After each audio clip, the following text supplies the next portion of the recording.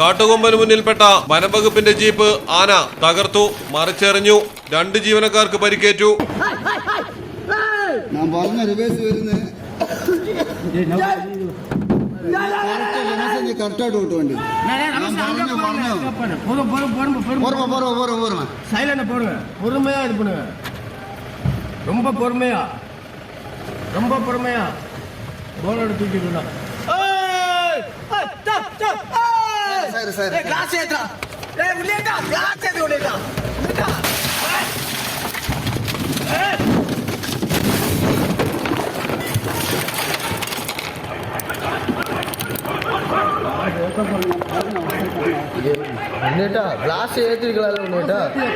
തമിഴ്നാട് പന്തല്ലൂരിലാണ് അത്യന്തം ഭീതിജനകമായ അവസ്ഥയിലൂടെ വനംവകുപ്പ് ജീവനക്കാർ കടന്നുപോയത്.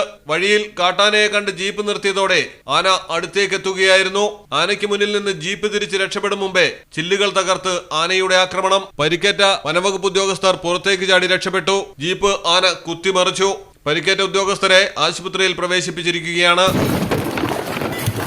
News desk Malayalam television.